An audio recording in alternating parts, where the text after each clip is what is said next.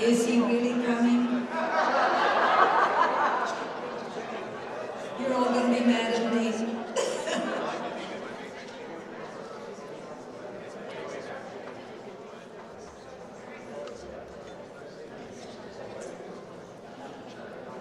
All right, we're going to start Roger again. Roger!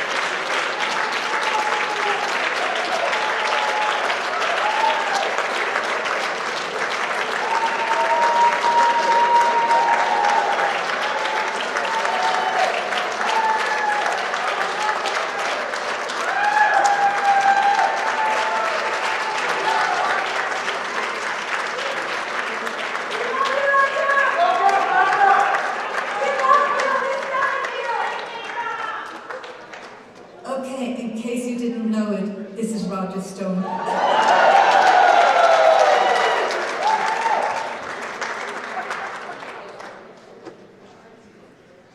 My name is Roger Stone. Perhaps you've heard of me.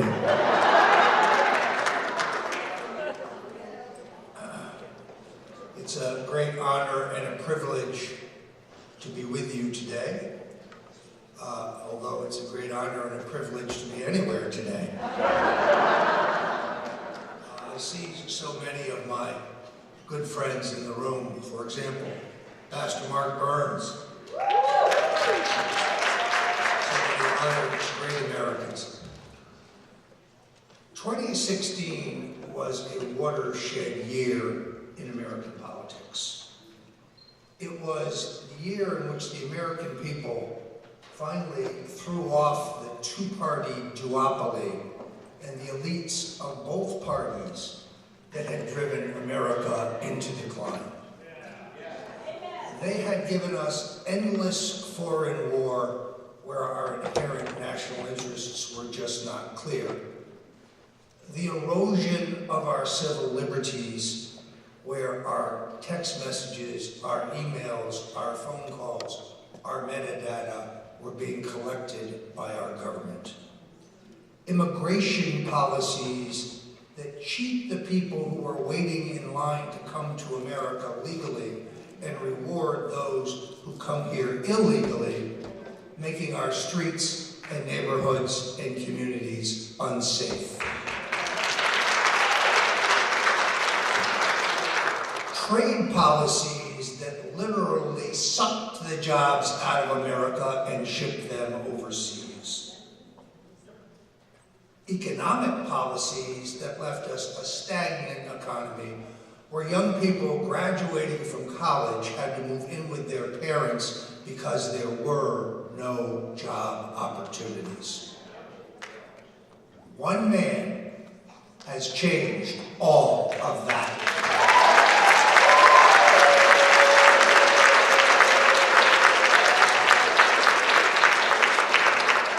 One brash, irrepressible, confident billionaire who said in an interview some 20 years ago, when asked by Oprah Winfrey, "What about you, Donald? Will you ever run for public office? Would you ever run for president?" "No," he said, "I don't think so. Unless things get so bad that I have no choice."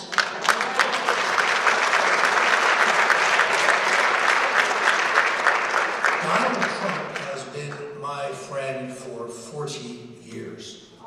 I wanted him to run for president in 1988. I was the chairman of his Presidential Exploratory Committee in 2000. I wanted him to run in 2012 because I thought Mitt Romney looked to me like a loser. And finally, Donald Trump answered the call. Let's be clear. Some men run for president to be someone. Donald Trump ran for president to do something, to make America great again.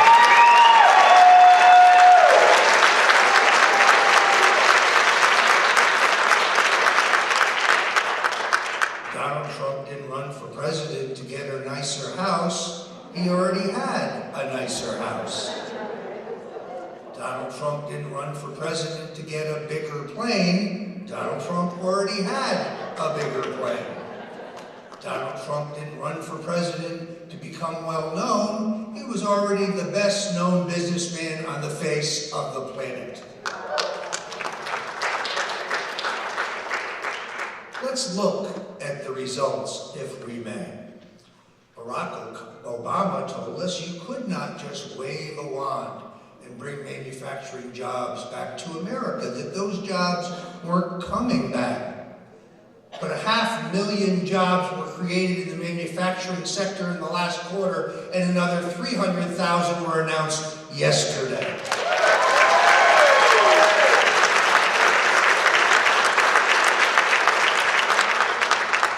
Donald Trump has created 4.8 million jobs since he became president.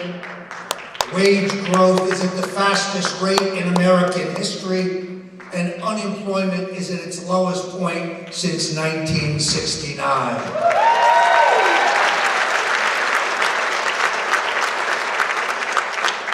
Our GDP growth is approximately twice in the average of that of his predecessor, then Barack Obama. In fact, President Obama takes credit for our current economy. Nice try.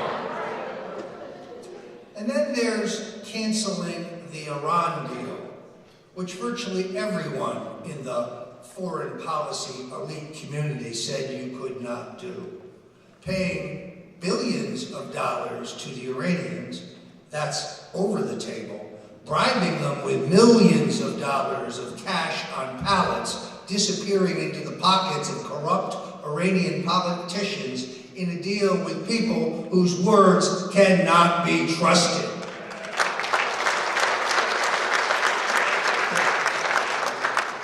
Days after he was elected, Donald Trump told me he would end the Iranian deal, and against all the advice of the foreign policy elites in Foggy Bottom, he has kept his promise to the American people.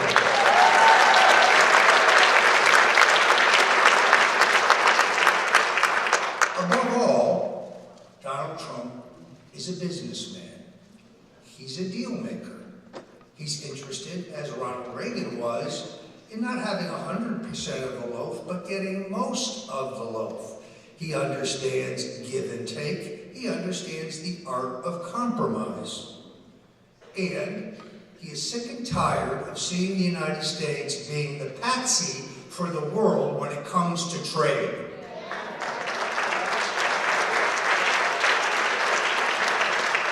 Now, this is just my opinion. The president says he's a tariff man. I don't think that's really true. I think he believes in using tariffs as a cudgel to bring those who have cheated us to the table to make a fairer deal. And you have seen in the new trade agreement with Canada and Mexico the very best of Donald Trump, other than some of the internet censorship stuff they slid into that agreement, which we're going to talk about a little later. Since the beginning of this administration, Donald Trump has rankled the two-party elite who like the status quo. And we have a special counsel who has seemingly no interest whatsoever in the illegal, unconstitutional use of FISA warrants to spy on Donald Trump's campaign. No interest in the illegal financing of the dirty dossier paid for through laundered campaign funds from Hillary Clinton, and utilizing Russian intelligence assets to compile it. No interest in the infiltration of Donald Trump's campaign by Barack Obama's FBI. No interest in the treasonous financial crime of all time, Uranium One. No, the Russian collusion delusion is meant to be a diversion from all of that.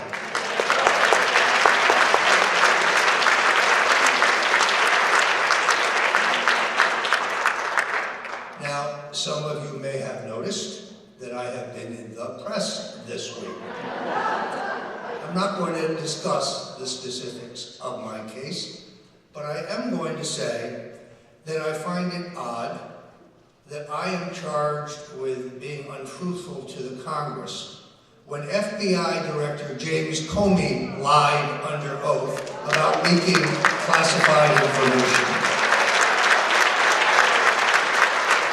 When psychopath former CIA director and radical Muslim convert John Brennan lied to the Congress about the role that the so-called phony dossier played in the FISA warrants used to spy on Donald Trump's campaign, lied about tapping into a computer of a Senate committee that was investigating illegal torture by the CIA.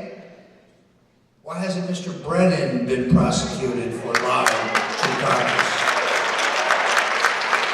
When FBI Director, Associate Director Andrew McCabe lied to the Congress, why hasn't he been prosecuted for perjuring himself? And then, of course, there's General James Clapper.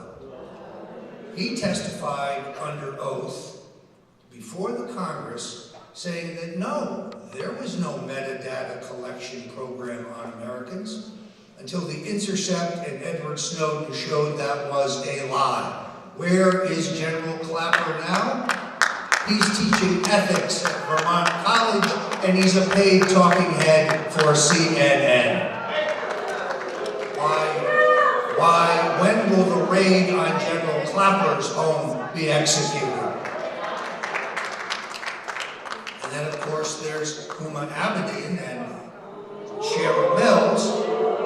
They lied about Hillary's illegal secret email server. They were allowed to destroy their laptop computers, and they were given immunity by the Justice Department. Why is there no interest in the Senate Intelligence or Judiciary Committee in these crimes? Why, when Senator Lindsey Graham explained that he was going to reopen those investigations, did the Democrats say, well, that's old news? One of them even said, I think it was Senator Whitehouse from Rhode Island, next thing you know, they'll want to re-examine Benghazi. You know what? That's a damn good idea.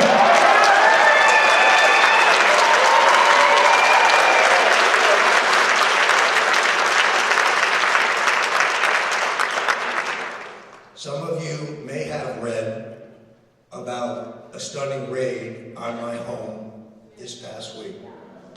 I am not going to discuss the specifics of the case against me. That is for the courtroom and will come in due time, other than to say I will put up a vigorous defense and I will plead not guilty.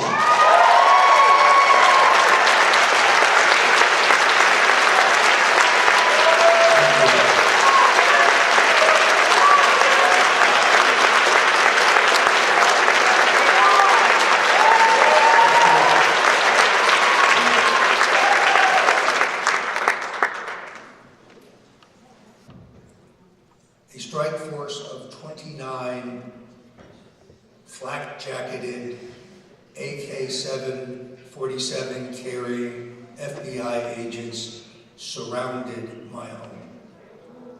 There were 17 vehicles in the front yard, including 2 armored vehicles.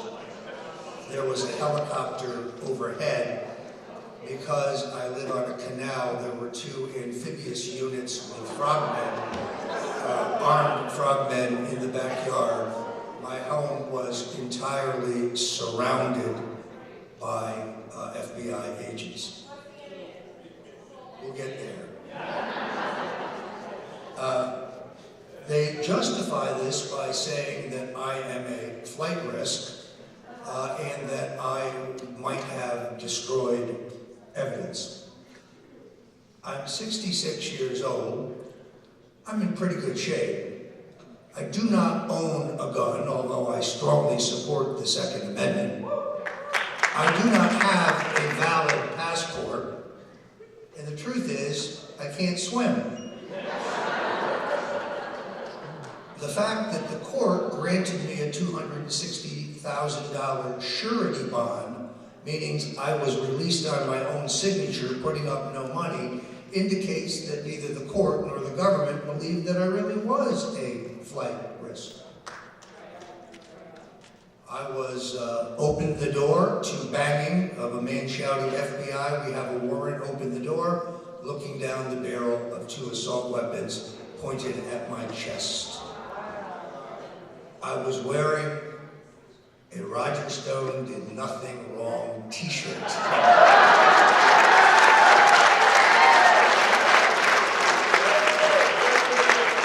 Which you can buy at 1776.shop. The proceeds go to my legal defense fund. I was wearing a pair of cut-off sweatshorts in my bare feet. The agents were courteous and they were professional. They were just doing the job that they were ordered to do. They asked me if I was Roger Stone. I said I was. They told me to step forward, keep my hands where they could see them. They then told me to put my hands behind my back. I was handcuffed and frog marched out to the street. They asked me who else was in the house. In the house with me, sweetheart, stand up here, would you please? Come up here and good to see you.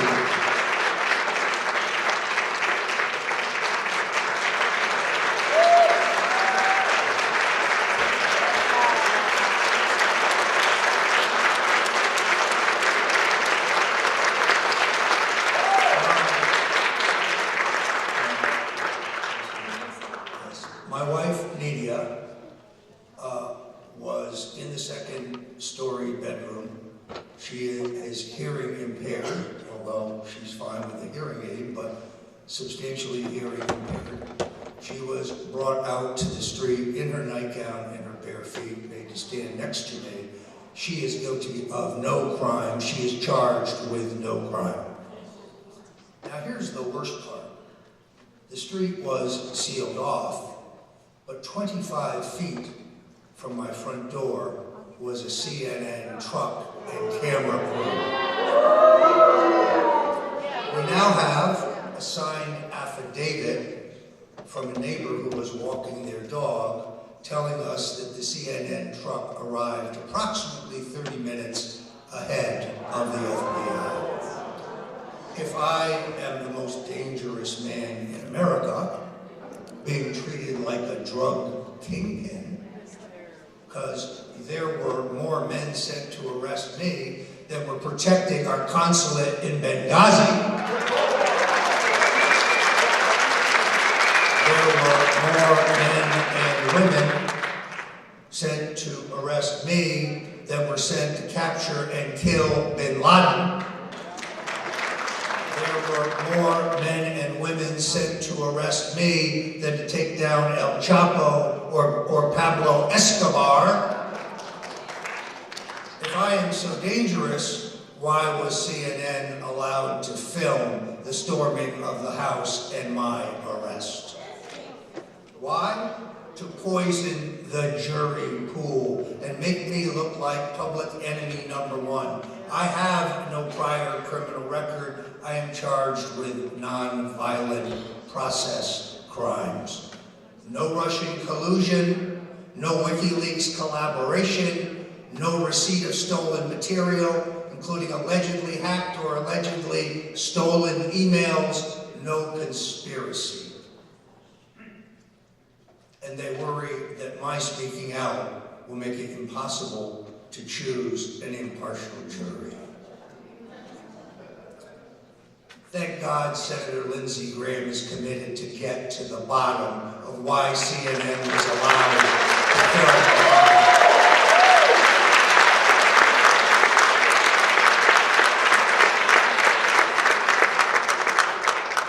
As I said, I'm not going to discuss the specifics of the case. I think it would be inappropriate, and I will leave that for the courtroom. Other than to say that because of the incessant 2-year inquisition and the fact that 19 of my current or former associates have either been interrogated by the FBI or dragged in front of the grand jury, and the methodical leaks week after week after week after week have destroyed my business, have destroyed my ability to make a living. In December, I lost my health and life insurance, not being able to pay the premiums anymore. This suit, you see, while it may look good, is 30 years old. And the internet censorship of conservatives in Facebook has made it virtually impossible to sell my books, even though I am a New York Times best-selling author. And therefore, while the federal government has unlimited taxpayer money and 4 platoons of left-wing Ivy League lawyers to pursue their case against me, I must rely on the American people. StoneDefenseFund.com. StoneDefenseFund.com. No amount is too small, no amount is too big. If the judge should decide to gag me, I will, of course, adhere to the rules of the court. So far, she has not made that ruling, but we shall see. I want to leave you with 2 thoughts, and I've said this before. No matter what they say, no matter what they do, no matter how much pressure they put on me, I will not bear false witness against Donald Trump. I will not make up lies like Michael Cohen has to get the pressure on myself.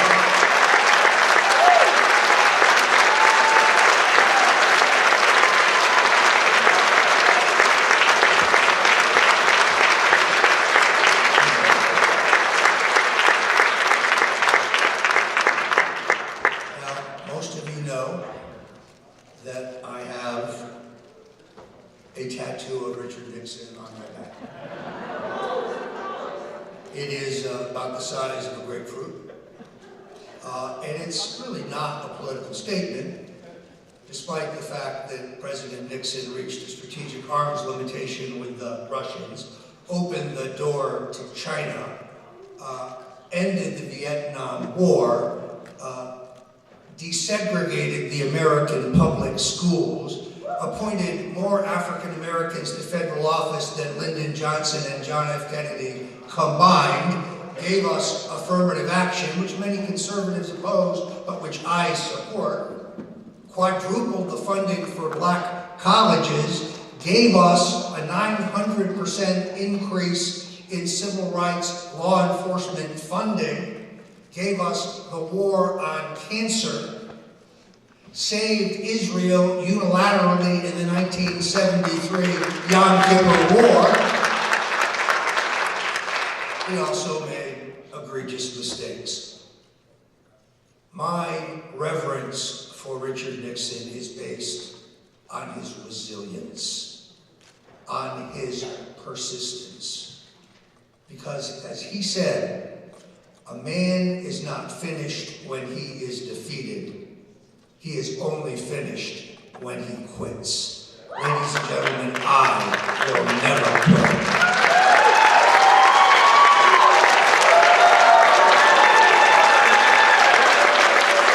Thank you, and God bless you.